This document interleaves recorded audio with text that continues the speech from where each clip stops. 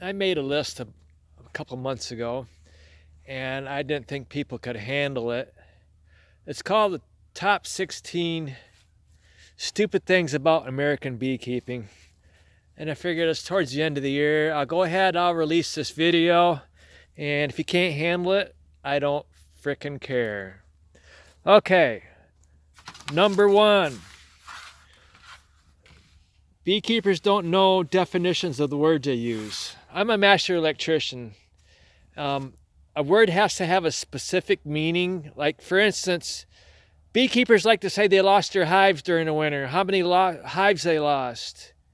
You didn't lose your hive, you lost your colony. This is a hive. This is a colony. Okay? This gets kind of confusing when somebody tells me they lost 10 hives. Did somebody actually steal them? Did they fall off the back of your truck or what? All right? You lost your colonies. If all of your bees died in your hive, you lost your colonies. I don't give a shit what Webster's dictionary says. It doesn't make any sense to have hive mean two different things. Okay, number two. Toxic chemicals cause most harm to honeybees. Stop thinking that the varroa mites are killing your bees every winter. You go ahead and use a varroa mite treatment. I use acetic acid. But your bees are going to die from the toxic chemicals in your hive. It's in the pollen, it's in the honey, it's in the wax. It's in your hive all winter long. It'll kill probably 10% of your bees, and 10% of your queens will die every winter from that. You can't get rid of it. You can't get rid of the crop farmers. And the reason why this is American beekeeping is because beekeepers in France spoke up, and they had a lot of toxic chemicals banned from their country. But American beekeepers, they don't speak up. They're spineless beekeepers. Okay, number three, grafting from best queens. Okay, say for instance, I breed a lot of queens every year, and I do it early summer, late spring, and I'm the only beekeeper in the area. Commercial bees don't get in my area until mid-June. So when I'm breeding my bees, I'm breeding with my bees. Okay, there are no other drones in the area but my drones.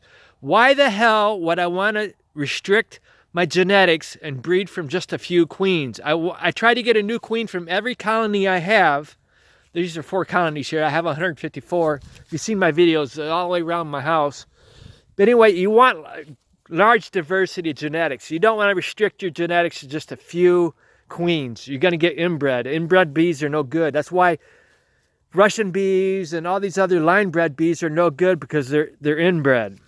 Okay, number 4, rotating varroa mite treatments. You know, Better Bee told me I should be rotating my mite treatments. And then I told them, well, how the hell do I know which mite treatment the commercial beekeeper used that year when he brings these bees into my area and my bees get his varroa mites? Okay, it's kind of stupid. They just want to sell you a bunch of varroa mite treatments. Look at the catalogs they have, or look online. They have a lot of crap to sell you. And all you got to do is use acetic acid every year, every fall, and you should be okay. Number 5, wrapping hive during winter. Okay, again, how stupid is that? You know, if you just wait till the end of spring to see how your colony did, you're probably going to be finding a lot of dead colonies. I check my colonies on a regular basis. When it's really cold, I go out and check them every morning when it's cold. I take an LED flashlight after I take out this fuse, and I look in there and see if I can see the cluster. You know, but first I would open this right here and check. See, no bees. Well, there's a bee there, see. But anyway, check, make sure your colony's alive every morning. If you find them chilled, you can bring them in a warm room and you can bring them back to life, and you can save that colony. All you guys are just wait until the spring. You guys are really stupid. Okay, and wrapping your hive, it restricts your ability to find the cluster, to see how they're doing, and also when it warms up, when the sun shines, this warms the hive, and they know it's warm out. If you insulate this, they have no idea. Okay, you want them to come out and do cleansing flights whenever possible, and if they land on this when they're flying around, see, they get warm and they go back inside. So don't wrap your hive. That's just stupid. A large colony can handle cold weather, but what happens is if they get sick from all the toxic chemicals in the hive, their numbers will dwindle down and they'll get really small. And then they can't handle the cold temperatures. That's why you check them. And when the cluster gets too small, you bring them inside. Keep them from freezing, okay? All right, another thing, putting sugar at the top of the hive. That's number 6 during winter.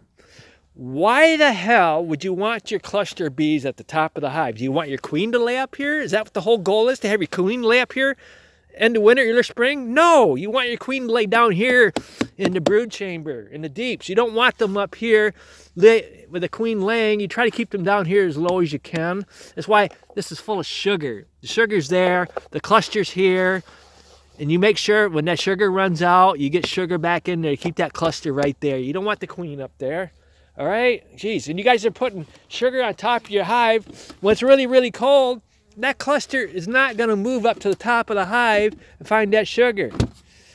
Put the sugar where the cluster is. And the cluster normally in a hive is in the center of the hive, right here. Put the sugar there where the cluster is. Don't put it on top. All right. And then the other thing is frame feeders. I mean, really, do you really want to open a hive every time you want to put some syrup in? I use a medium. I put it on top with a chick drinker. I go through every evening and refill it because I have robbers during the day. I don't fill it in the morning. If you look at my videos, you see I just lift up the top, take it off, and fill up the jar. I don't actually have to get into the hive to fill up a feeder. And the commercial beekeepers, they tip over buckets on top of the hive, and I really don't want water getting into my bees. And the other thing here, number 8, galvanized hive covers. I mean, really. How bright is that? Can you imagine during the summer when you're trying to check colonies for a queen and you happen to look at your hive cover and then you can't see anything for a few minutes because you've been blinded by the sun. And then also during the summer, you put your hand on that, you get hot. What if you happen to set a queen in a queen cage on that hive cover and she gets hot while you're doing something, getting ready to put her in a hive? And that's what I don't understand. Why don't beekeepers use white? I could put my hand on this all summer long. It does not get hot. It just doesn't make any sense to me, okay? Number 9, nuke boxes. Okay, here we go again. I've had a lot of videos I put on. I'm telling you about what I use. I use an insulated filler here. I use my regular deep. I can make a 5-frame nuke in my deep, and I put in these fillers on each side like that. And as that colony grows, I take one out and I stick in a couple more frames. And before that colony fills all 7 frames, I take out the other insulated filler and I put in 10 frames. That way I'm not moving my bees out of a hive body and putting them in another hive. And then also during the summer, when I'm checking my colonies for queens, see if they got a new mated queen, and I'm looking for that virgin queen to see if she's mated or not, I take these out and I have a whole deep here, slide frames over. I don't take out a frame when I'm looking for a virgin queen. I have the whole thing here. I slide frames over and I can tilt them one side or the other and I can find that virgin queen. I don't take that out. I see these little teeny narrow nuke boxes, 2-frame nuke boxes and stuff like that. How the hell are you going to see that virgin queen without taking that frame out? Go ahead, pull that frame out, see what happens to that virgin queen if she's not mated yet. Or she's not laying. She's going to fly and up in any one of these other hives standing around here. It's not very smart. Okay. And then number 10, which probably should be number 1, pollinating California almonds. 80% of the bees in North America go to the almonds of California. You know, and they're exposed to all these chemicals they use in the almonds. They're there for the whole month of February. And then they go to other locations during March. Here I am in Michigan. My bees are not subject to those toxic chemicals during winter. All they have to put up with is the chemicals they brought in during the summer from the crop farmers. And come March, sometime in March when it warms up, I have oak trees, maple trees, popple trees, all kinds of trees that have pollen on them. And my bees bring in an enormous amount of pollen during the winter that these bees down south didn't get because they were in a monoculture. They brought in pollen from whatever they were pollinating, and that's a monoculture. It's not good for bees. It's good for them to have a variety of pollen, not to be subject to toxic chemicals. And majority of all these trees in my area are not sprayed during the winter, so I know they're safe. Okay, and then number 11, pollen substitute better than real pollen. I see so many ads in catalogs and stuff like Man Lake claims that their pollen substitute is better than real pollen. That's just complete bullshit, you know. Better Bees sells a global patties. It's got 15% real pollen in it. Bees love it. It's a Canadian product, and I can't seem to find any other place that sells it other than Better Bee.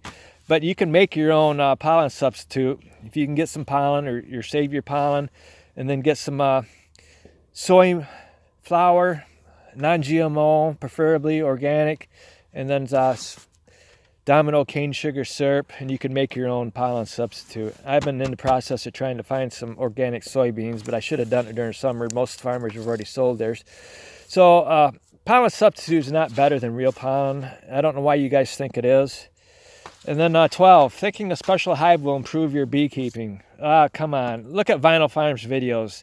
I mean, it's like he's on marijuana or something. It's like he's high all the time. It's just really ridiculous, his videos. The Langstroth hive is the best hive.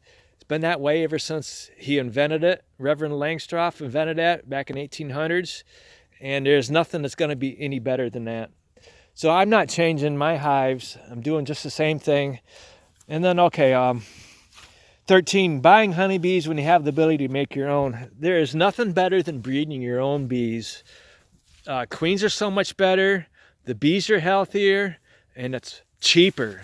Believe me, it's so much cheaper. It doesn't cost you anything to breed your own bees. All you got to do is make the hive. Once you make the hive, make some splits. You're going to get a new colony in that hive. You paid for the lumber to build your hive. You didn't pay for the bees, okay? And then 14, waiting till spring to see how your honeybee colonies did during winter. Okay, again, that's kind of ridiculous. Why would you wait until spring to open up a hive? If you have a colony that you know is having issues and really small, bring it in. Look at my videos. I got a room on the side of my house where I bring in hives and I open during the winter and I check them, okay? You have that ability to open a hive in a room and check it. Majority of the bees stay on a frame. You may spend 5-10 minutes picking up bees off the floor when they get tired and putting them back in the hive, but it's real simple. Okay, number 15, practicing same old beekeeping methods and expecting different results. You know, again, I'm completely different than anybody else that I've seen on YouTube. Nobody's doing what I do. Winter inspections up north, that really makes a difference in why I can grow so much faster than anybody else, all right? So I was never an apprentice to any beekeeper. I've learned all this on my own. I didn't follow anybody. That's why I'm so much better. I'm not following some old school methods. Things are different now. Your bees don't survive like they used to. There's toxic chemicals, you know, and you got to help them get through winter. You just can't leave them out there and expect them to be okay.